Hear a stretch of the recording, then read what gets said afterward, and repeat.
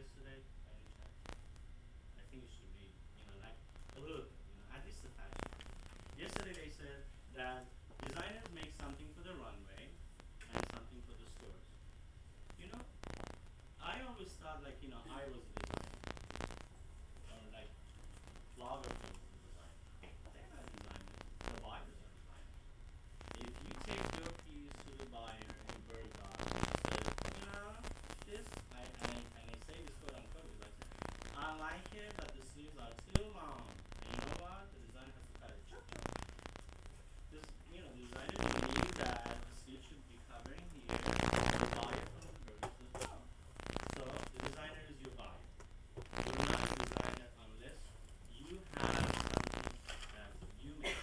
Lagerfeld is maybe the best designer because everybody respects him. He's a god as far as fashion. So if he decides something, then people like really follow.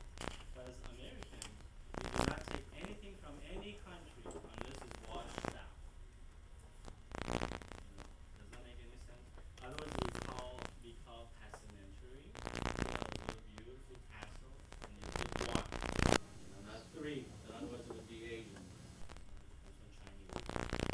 Or if you do beautiful embroidery that is like a cashmere look, then it becomes to be Iranian.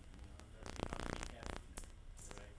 But then they take like beroukhim, which is one of my other favorite designers. He takes things and in charmed way, he takes very foreign objects, but in a charmed way, he makes it very American. Then he takes this beautiful mosaics and he creates beautiful stones, like how do you call it, stonework, sequence and stuff, beadwork. And then people look at it and say, wow, this is so beautiful. But it came from a book somewhere he studied. Because they published just recently a new book on his work, that where he gets his inspiration. And if you look, there's a lot of African motif, Asian motif, Iranian motif, but he makes it Americanized. He just washes it down, and then he gives it to us, and then I would love to have a pair of pants from those, little things that I don't have to buy, so they crunch me. And I need like 6 more feet, that's why I like platinum. Anything else? If you don't have any questions, I'm going to show you some of it. Yeah. Is it true that in Seventh Avenue they would consider a Parsons student before they would a FIT student? Like, One more time. is it true that in Seventh Avenue, the fashion district, they will consider a Parsons student before they would an FIT student? The question is that is Parsons better school than FIT No. for the question industry? Because I've heard that they prefer Parsons students before an FIT. Depends who the market is. If the production is done in this country and it's not in computer, then you are the key point. Because Parsons students cannot sew. And I say it every day, and you can come slap me if you can. When I say cannot sew, doesn't mean that maybe from 100, there are 2 that they can sew. But the nature of the school is not training people to do technical work. They have to do 300 thumb little stitches like this every night. We don't do this in this school. You have to make those little pleated little things. Parsons, because where you go for the job. If the production is done overseas, and then they need somebody who's very, very creative and a quick sense like this, then they may have, but I think today they may choose one Parsons. They may. But today, it doesn't matter which school you go. You just have to know how to do the job. Then you go to work, they give you the job, and you say, okay, you're hired. And then you go to work, you do the job, and then you get promoted, or you stay in the same job. And then you quit. Because they don't have time to go and say, listen, then you go hire somebody else. So for that is that you have to find to see what the job wants you to do. If you're creative, they may call Parsons faster, but not necessarily. And you know who's the best agent for you? Yourself. The job bank is very good, but you have to be the one who goes after the job. And if you know somebody's giving a job and they want a resume sent to them, send it to them. Maybe the guy's not even there. And if you send it to them, please call them. So I send you a resume, did you receive? They may be nasty, they're not there. But you follow up on your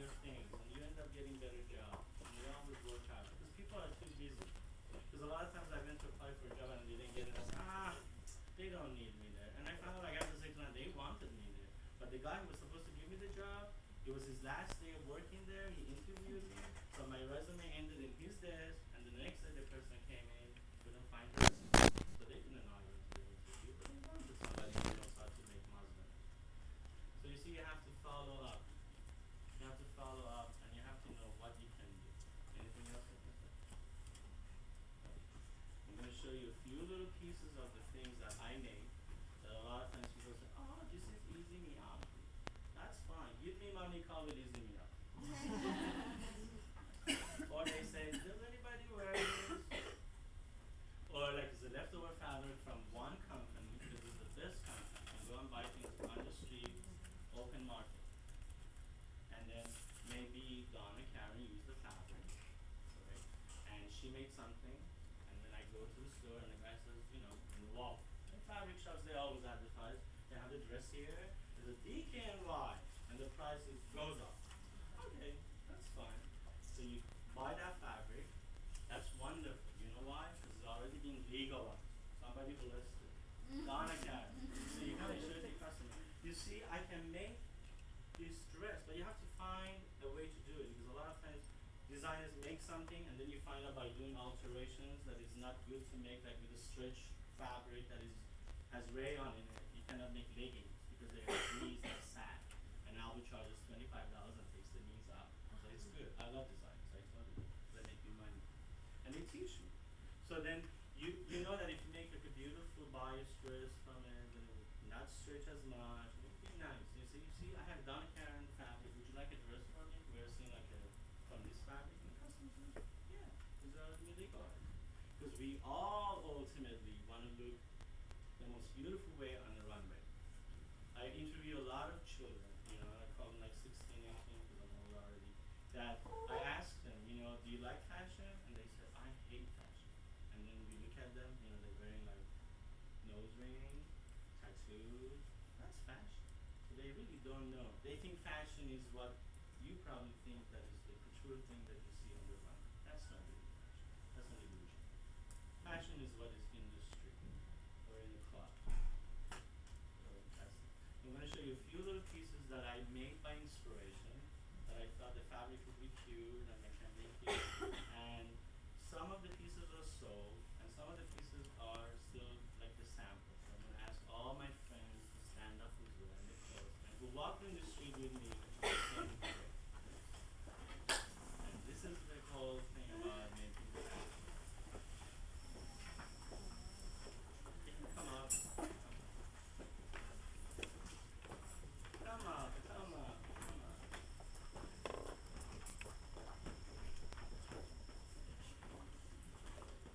This is my third semester jacket.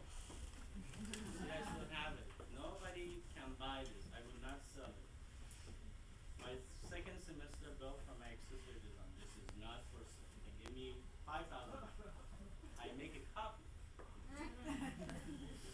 This is something from your DKNY fabric that I sell a lot. You know, like maybe I like this line and they like it and I cut it. And this is Alba Sakhai. I love Good Day. They're just like, to me, they're the best thing because they make a little simple t-shirt to a beautiful, elegant dress. Try it yourself. This is the tapestry that I bought for $2 a yard. Believe it or not, $1.98. This jacket is sold. The pleating that everybody calls every nicks and nacky you want. You can have it done on 38th Street and you can call it yourself. This is satin, is washable, but the whole catch with this set is being pleated before it's been sewn, so you can fit it. A lot of izumiyaki is beautiful, but they don't have any shapes because it's a box, and then you have to do it after. First you have to like estimate and hem, and it's okay, 3 to 1, doesn't work, sweetheart. Let's do it this way, it's easier. And it sells. Women wear it to go to the opera. This is my outerwear collection from that Coach thing. I went somewhere and I liked something and I said, can I do this like a little bit different? This is my outerwear collection for women from PVC, plastic. This is sold already from leftover from Cynthia Rao. And this is your bow tie fabric. Very expensive, but people pay because it's beautiful. The little piece they make the sash for men, she is a PhD with machines like power. So this is my first dress that I got an A from my chairperson and a B plus from my teacher. And she told me I am always going to be a B student no matter what I do. This is the first dress I ever made with my own hand. This. And these beads were bought from all the street and all the jazz. Wool crepe.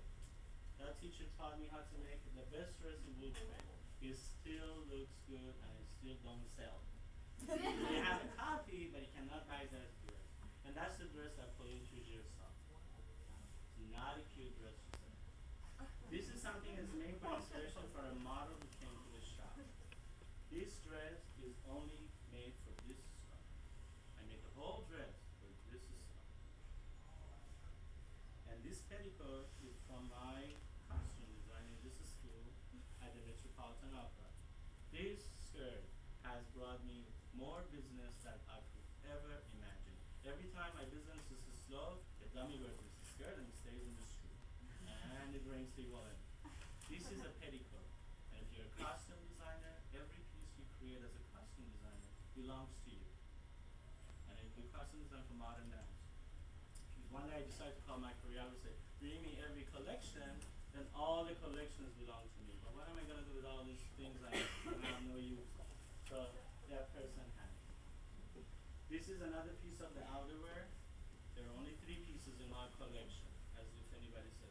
And it's been inspired just because they look good and they're PVC and all that jazz. And people like it. This is my Upper East Side man. With the dog and the cat. But you know who buys this? Hip hop. They love this because it's gray and it's slouchy. But you'll see how many of it we can sell. This is my jacket. I'm the only crazy one who wears all this crazy stuff and always get my customers, they always like to have it, but that's expensive. I would not sell that cheap, but they see this and they do something different. This is a cashmere shawl that I got in the kids. It's somewhere there. I cut it off, chopped it off, and put it together, and that's that. This is the other piece, which is a rubberized PVC, which is a 3-piece. This is my skirt. You see, I wear skirts. Because fashion is culture. This is not a skirt, it's a pant. Okay. This came about because I did alteration on the Gautier pants, it did not fit. And it's like, okay, let me improve it for the customer, and later on I made it for my birthday. And I sold up to 3 orders already, which is not bad. It's not that something you wear. This is something that I made when I was a school student, with all those crazy things. And this is not for school. This coat is my 4th semester coat. And that little scallop edging is in this coat. That machine is very good. Something that it was made from. This is a copy of Dolce & Gabbana dress. Exact copy. Somebody came and said, I saw this dress in Barney's, I want it. Can you make it? Sure. So you make a sample for the women to wear, and then you just modify it, because Dolce & Gabbana had godets in the bottom. Half godets in the bottom. And this is my friend Roddy, who wears his clothes.